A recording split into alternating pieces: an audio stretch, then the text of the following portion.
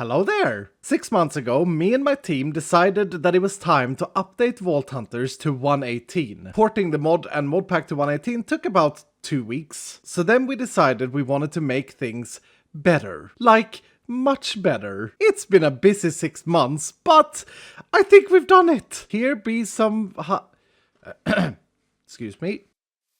Here be some highlights. Let's start with vault themes. Every tunnel and common room now shares their palette. As in, the blocks and stuff like that is the same in every tunnel and common room. But it's not just the palette that's controlled by the theme.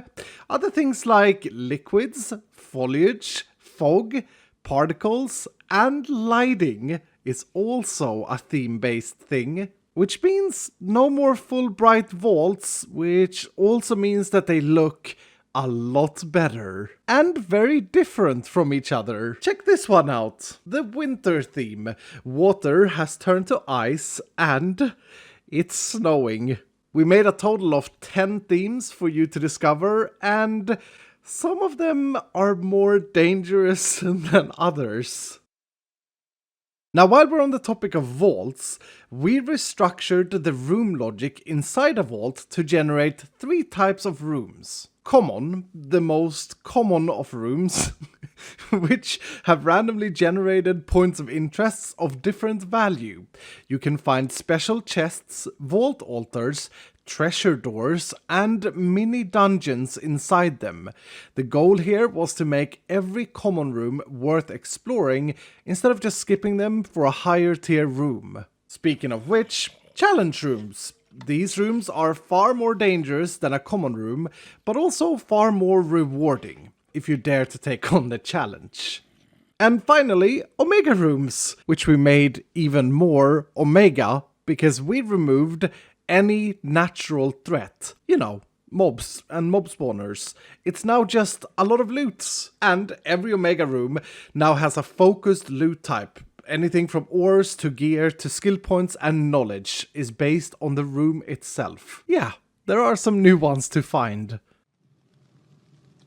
Omega rooms are very Omega. And speaking of different kind of loots, in addition to the classic gilded chest, which now focuses on containing vault-enhancing things like catalyst and other goodies, we made 2 new special chests. The ornate chest, focused on gear and crafting things, and the living chest, focused on progression-based materials. For gear, we also made this, a coin stack. It contains coins. Or as we like to call it, Vault Bronze, Silver, Gold and Platinum. And they are seriously satisfying to break. Now, all of these changes makes the game a little bit more in depth. Consider this. You are looking for some vault gear repair materials. Well, you will be focusing on ornate chests. Or maybe you're looking to enhance your vault crystal with catalysts. Well, then you should probably be looking for gilded chests. If you want to become rich with vault bronze, well, go for coin stacks. And if you want to gain knowledge and level up, go for living. The point being, it's your choice. And speaking about leveling up, we made a massive overhaul of the Vault Experience system. We made Vault Experience based on what you do inside the vault. Whether it's looting, killing mobs, I was in a bit of a pickle there, completing altars, breaking down ores, or even opening and looting treasure rooms. They all yield experience. And check this out. When you complete a vault, you get an end screen. It will show you some generic information about the vault, including a vault seed, how much experience you gain in total, loot information, although I think I found a bug. I did open a treasure room door, the amount of mobs you unalived, the damage you dealt and received, and if you want to dive even deeper, you can see things like modifiers, of which I had none, a rarity split of all the loot containers you looted. I got 3 rare wooden chests and 3 that's 50% rare. The ores I broke. And finally, my combat statistics. We are missing a texture for rate. I'm a big fan of this because it gives you input on how well you did inside the vault. Hello! Speaking about statistics, we completely overhauled the stat screen. Check this out. It is so beautiful. In this general area here, you can see quick stats such as your damage per second, which automatically calculates things like damage increase and fatal strike chance, as well as your base damage and strength, the amount of hearts you have, the defense you have, which again is an automatic calculation of how much reduction to incoming damage you have, your mana, because we have mana now, and your greed level, which is levels beyond max level. And then on the right hand side, all of your attributes are calculated and summed up. I currently have a lot of zeros. Oh yeah, Vault God favors are still a thing, but this time around we made it so that you can look at the Vault God favors inside the game. There's also total vault statistics, including total chests looted, which is going to be interesting as you play through your world. Now, since we're in the GUI and I'm this mini version of myself, I suppose it's time to take a look at the tabs. Starting with the ability tab. This has got completely overhauled. We got some new abilities such as Nova, Mana Shield, Heal, and Taunt. And then we've got a lot of overhauled abilities, such as Rampage, which is now a toggleable ability. As in, I can turn it on, and it stays on until I turn it off or until I run out of mana, because it's constantly draining mana. But it has buffed my damage, even though the first level only buffs it by 5%. And speaking about levels, we have increased the amount of levels of many abilities. Rampage now goes up to level 32. Another big change is that every single ability is available from the get-go, and as long as it's not a hold ability like Vein Miner, they do cost mana, in addition to having cooldown. This has allowed us to balance the abilities a lot different, and they feel a lot more like spells now than just abilities. Oh, and I should say that every ability always costs 1 skill point. Let's move on to the talent tab, which looks very similar to how it looked in the 1.16 version, but we do have some new talents, including masteries. Now, talents are generally more expensive as they add a permanent buff to the player. I go fast. Well, not that much faster. The next tab is brand new, and it's the archetype tab. Starting out, you will be a Minecrafter. Hello there. This is just your standard Minecraft archetype. It has no buffs or debuffs, but if you want, as you progress through the game, you can spec into one of the 6 additional archetypes. Some of them have been reworked but existed in 1.16, and some of them are completely new. The final tab is Research, your access to the mods of Vault Hunters. We have, however, done a massive change in how mods scale. Mods inside a specific group will now never affect any other groups, which is a pretty big game changer in the speed of being able to unlock mods. There are no more research for decoration mods, they are all just free from the get-go, and some groups don't increase the cost at all, while others increases the cost a lot. By the way, I'm purposely not showing you absolutely everything because it would be omega overwhelming, and I'd also like you all to find out for yourselves as you start playing the pack. There's one more big thing that I'd like to share with you all in regards of knowledge and researches. But to do so, I need to switch worlds. Hello! New world. Or rather, multiplayer world, because to demonstrate this next thing, I needed the co-designer and my friend, Hellfire PvP. Hello! Hey. We are going to demonstrate knowledge sharing. In the 1.18 version, you can create a team. Hellfire, could you create a team and invite me? Sure. And then I just click this blue text. Yes, you're sharing researches. Okay. This is exciting. I have never seen this work. Okay, so now I gotta make sure. Okay, I have no researchers now. Not a single one.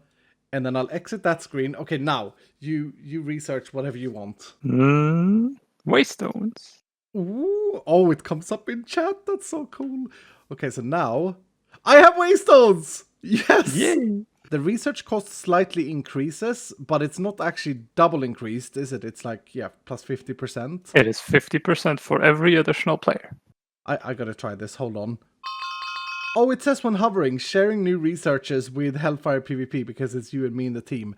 I'm giving you some lasers. There you go. Ooh. This is a great feature that has been requested by many people, and I'm very, very excited to see people playing in teams. Thank you so much for helping me with this demonstration, and I mean the entire game. You're amazing. Aw, thank you.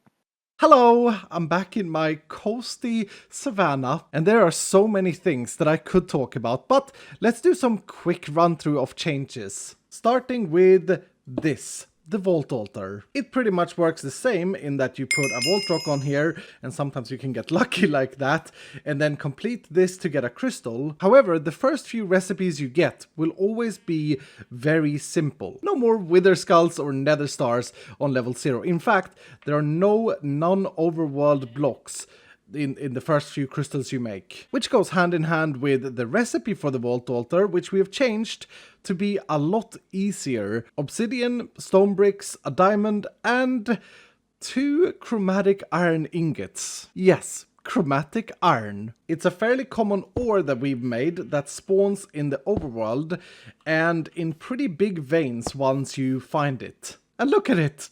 It looks absolutely amazing. Chromatic iron is used in most recipes in this version of Vault Hunters. And it can be doubled, tripled, quadrupled, and quintupled, given you have the right mods. Long story short, the Vault Altar is much cheaper now to allow you to get into a vault much earlier. Next, let's talk about catalysts. They have got a massive overhaul. Catalysts are now crafted by combining 9 of the catalyst fragments that you find inside the vault. However, this catalyst needs to be infused. Luckily, our catalyst table has changed to an infusing table. You put your vault catalyst in here, and then you use something called mystical powder, and that infuses the catalyst. And it looks really, really cool while it does so. Mystical powder is made from benutite and vault essence, both of which are quite common inside the vaults, and the result is an infused catalyst. Now, one big difference with catalysts is that they always roll their attribute. There's a 99% chance that you get both a positive and negative, and a tiny 1% chance that you get just a positive. Now hopefully this system is going to allow you to make your crystals a lot faster and a lot more specific to what you want, instead of running around testing crystals on catalysts and spending time doing that, which was a big time sink. Another way to apply a catalyst is the same as it's always been. You put your crystal in an anvil, then take your catalyst and put it there, and now you have attached it to the crystal. But look at how much better this looks with the positive and negative being marked out. Another huge change is that there are no longer any tier 2 or tier 3 modifiers. Instead, I can stack a modifier several times. So if I put extended on here again, you can see that I now have 2 times extended, which would give me plus 2 minutes in the vault. The more you enhance a crystal with catalysts, however, the more instability it causes the crystal, and eventually it will get exhausted, at which time it can no longer be enhanced with more catalysts. And also, the higher instability it gets, the higher is the chance for you to get a curse on your crystal. Some of the curses you're probably familiar with, such as slowed and weakened and hunger. But there are also some new ones that were previous modifiers. I guess I also should say that another big change to running vaults in the 1.18 version is that by default there are no mobs around the player. Mobs will only appear at points of interest, you know, the chests and stuff like that you can go and loot. Unless of course you have wild on your crystal. Every level of wild on the crystal will add a mob spawning around the player at any given time. In general though, it makes the vaults a lot more forgiving and a lot more calm to run. Now, let's talk pickaxes, the most important tool in Minecraft. We added 5 of them, all of which are better than a netherite pick, by the way. Now, while adding these 5, we also removed the vault paxel. But don't worry, these can be made into a paxel. I'm a big fan of Tinker's Construct, but Tinker's Construct is a little bit too powerful for Vault Hunters. So therefore, we created our own sort of take on Tinker's Construct. It all happens in the tool vise. Look at this chunky boy. To get started, I put my pickaxe in here. It now renders in the chunky boy. And given the right materials, I can upgrade different things, like for example durability, reach, mining speed, or copiously. Upgrade durability. It's going to roll between 100 and 500. It gave me 268. Now this little bar here is the stability of the pickaxe currently. The 95% means that I have 95% chance to succeed my next upgrade. Let's see. Yep. I now have 90% chance to exceed my next upgrade, but I'm also leveling the pickaxe up. It's now level 2 and has 615 extra durability. Now this tiny little star indicates when I get my first socket. So let's try this again. It broke. That is very typical. I also think that there's some bug with not using the materials in the slots. Anyway, I shall try this again. And one more level. Yes! Now the star moved, and that means that I've got one socket on my pickaxe. And what's a socket? Well, it's like a hole for a gem, or in Vault Hunters' case, a jewel. We've added 12 different jewels. Every jewel has a unique property. For example, the bombing one will add smelting to my pickaxe, and if I do that, I can now mine and smelt things at the same time. Oh, pickaxes are also enchantable. I just gave my pickaxe Silk Touch, and now if I mine these, they smelt into the smooth stone. Yes, I got there. Woo! Now I have 2 sockets. And as I said, every jewel is different. Gorgeous Jewel will add shoveling to my pickaxe, making it so that it also works as a shovel. Now I'm not going to show you what all of the jewels do, but I do want to tell you about this one, the Echoing Jewel, which adds Immortal to the pickaxe. Immortal as in it will never die, as long as you don't bring it into a vault. It will never die in the overworld and the nether and the end. You can mine forever. Now the higher tier pickaxe I use, the higher chance I have of getting the sockets and upgrading it without it breaking. Now luckily these first 2 tiers are actually quite cheap to make, so I imagine that you'll make quite a few of them and just go ham in the toolwise. The chunky boy. Next up, magnets, which we also completely overhauled. Instead of having 3 different magnets, we now have only 1 magnet. And that 1 magnet can be repaired 2 times by default and upgraded using this thing, the magnet modification table. Much like the pickaxe, the magnet goes in here. It's laying nicely on the table. Now to upgrade the magnet, just like the pickaxe, I just click whatever upgrade I want to do. So this is giving it a bit more range. This is giving it a bit more speed. And every time I do so, it has a higher and higher chance of breaking. Now eventually, with a bit of luck, I'll reach that star, and it's really difficult at the moment. I think this may need a little bit of balancing. Ooh, I reached a perk. As opposed to pickaxes, magnets cannot be socketed manually, but will receive a random perk once you reach that little star, and they can only ever have 1 perk. Soul hunting, I believe, does plus 50% soul shards inside a vault. Now we also changed the way magnets work. Instead of having them in your hotbar or your inventory, they are now equipped in your curio slot, and that will automatically enable the magnet. So now I can no longer throw out any more blocks. Magnets are cool, and they can get some really good perks, including treasuring. Now one last thing about magnets. This thing, the demagnetizer. If you place one of these down in your base, the magnet will stop working, which is great for everyday base work or someone's shop. Now, let's talk Vault Gear, the core of increasing all of your attributes. Now just like in 1.16, Vault Gear comes in 5 different rarities: Scrappy, Common, Rare, Epic, and Omega. But there are many differences to how Vault Gear works. First of all, Vault Gear is found immediately from level 0 and not level 25. Hello! Secondly, Vault Gear now has a level tag. It starts at level 0, and the highest level Vault Gear is the same as the max level of the game, which is 100. The level of the Vault Gear determines how good the modifiers are, and some modifiers will not appear from the get-go. Let's roll this chest plate. On first glance, Vault Gear no longer has any modifier slots, but that's because we have renamed them to prefixes and suffixes, visible if I hold shift. And as you can see, this specific gear piece has 1 prefix, which is already rolled, plus 3 health, and an empty suffix. The rarity of the Vault Gear now determines how many prefixes and suffixes it gets. And this is a huge change.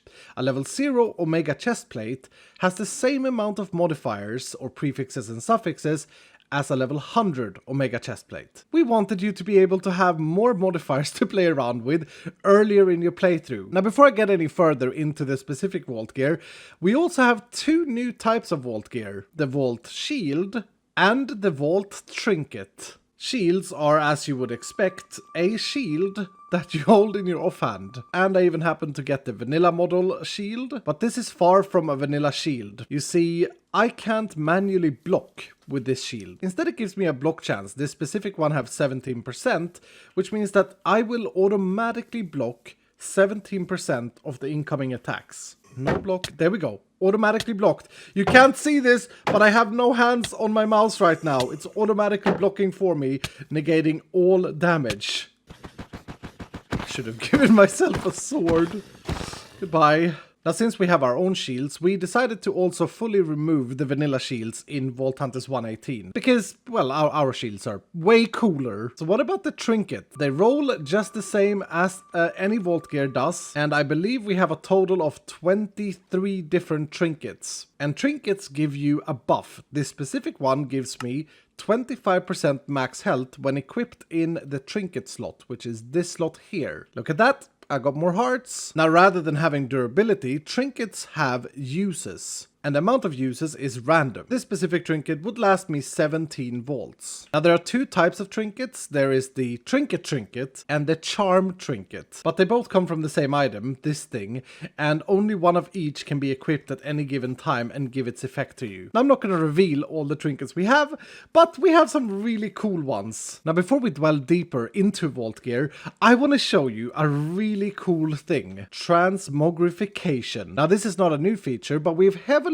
reworked how it works to make it more manageable. Every time you identify a vault gear piece, and I'm just going to roll all of these, every time I identify a vault gear piece, I discover its model. And models are tied to rarity.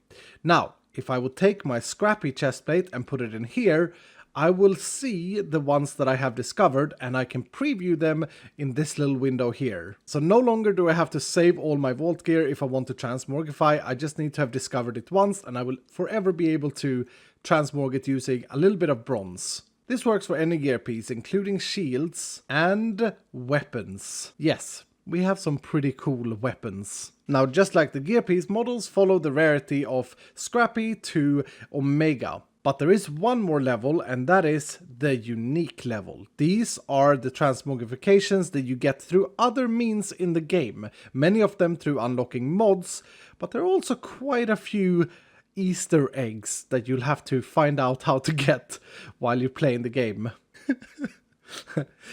Hello there!